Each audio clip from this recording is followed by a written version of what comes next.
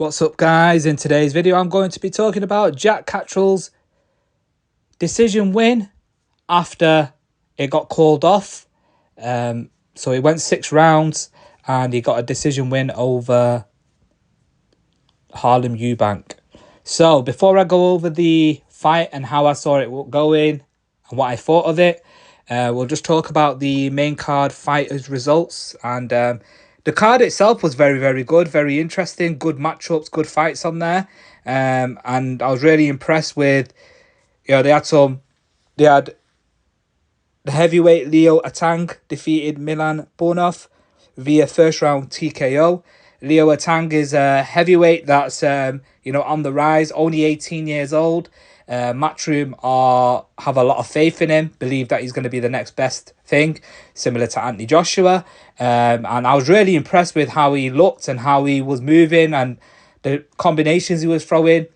For his first fight and only being 18 years old, I thought it was a great performance. So I'm looking forward to seeing him more often and more fights, obviously. Next up, then we had cruiserweight contest. Pat Brown defeating Lewis Oakford via first round TKO. Pat Brown, what can we say about him? This guy is on a savage mode at the moment. He's taking everyone on and getting those knockouts, and very exciting to watch.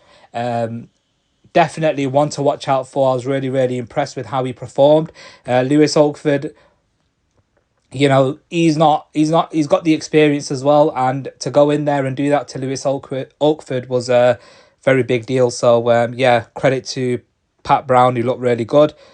We had a lightweight contest up next. So you had Akib Fiaz defeating Alex Murphy via unanimous decision. Scorecards read 97-93, 96-94, 96-95. What a great fight. Very exciting to watch. Full 10-round war. It was a great contest. Alex Murphy came to fight. Akib Fiaz came to fight. Akib Fiaz was, for me, the fight was one of them that Alex Murphy, it could have gone either way. Alex Murphy was landing a lot of combinations and a lot of punches, but the cleaner punches for me were from Akib Fiaz, and I felt that Akib Fiaz was landing a lot more cleaner. And even then, he was coming in, moving his head, doing bob and weave, and then landing hooks at will, body shots as well. It was a great performance from Akib Fiaz, and very hard fought, and hard earned, a unanimous decision win. So it was really impressive by Akib Fiaz. Then we had Joe Cordina defeating Jarrett Gonzalez via unanimous decision. Scorecards read 190, 99, 91, 98, 92. Joe Cordina is back, being out of the ring for quite some time, coming back and getting a unanimous decision win.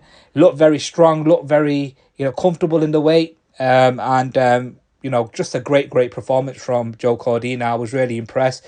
The Welsh Wizard is back. And one thing with Joe Cordina, one thing I like is he's got tremendous boxing skills.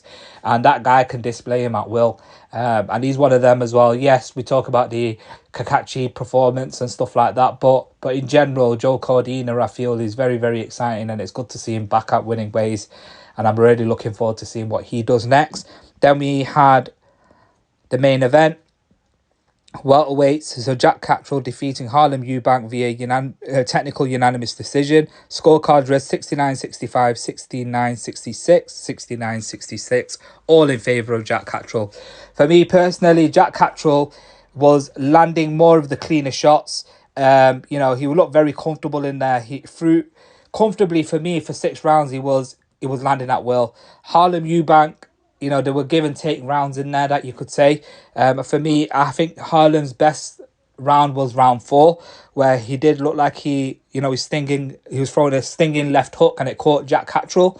But I feel that Jack Catterall was very comfortable. Each time Harlem Eubank was coming close, Jack Catterall was just landing a jab at will and keeping his pace and his distance at will, and it was just very intelligent boxing. It's just a shame they had a horrible clash of heads and Jack Catterall's eye was really bad. And there was a bit of a confusion because it looked like the ringside doctor did say that he could continue. Then the referee's gone to the corner and then the fights got waved off. So they couldn't come out for round 7. But Jack Catterall was ready to go for round 7 and so was Harlem Eubank. But in general, yeah, I was really impressed with how Jack Catterall performed. Yeah, and he kept Harlem Eubank at bay. Harlem Eubank for me it looked more like he couldn't get into the fight. He was very much like, how do I get into it? What do I do? Sort of thing. It was more like that, and he couldn't really suss out Jack Catterall's movement. So yeah, it was a good performance from Jack Catterall, and let's see what he does next. Apparently, Lewis Crocker's going to be fighting Pat Donovan, and it looks like he will be going for that. They're going to be fighting for the IBF. So obviously with Boots Ennis moving up. Boots Ennis moving up. He's got vacated the IBF and the WBA. So obviously that will then be fought between Pat Donovan, Lewis Crocker, and then it looks like he'll be getting the winner for that. Jack Catterall will. So let's see what happens, and let's see what he does next. But I'm really looking forward to seeing what he does. Paddy Donovan and Lewis Crocker will be facing off for the vacant IBF welterweight title. So that's what is likely to be announced for. So then, obviously, Jack Catterall will get a shot at that. And let's see what happens after that. But let me know what your thoughts were on the fight itself. How did you see it going? And do you think the right man won? Or do you feel like Harlem Eubank did enough? I mean, there were give and take rounds, like I said. But for me personally, I think Jack Catterall is quite comfortable in the fight. That's what my opinion is on it. But let me know what your thoughts are. Remember to subscribe to my YouTube channel. Comment down below. Hit the notification button. Hit the like button. Triple B Boxing TV. Thank you.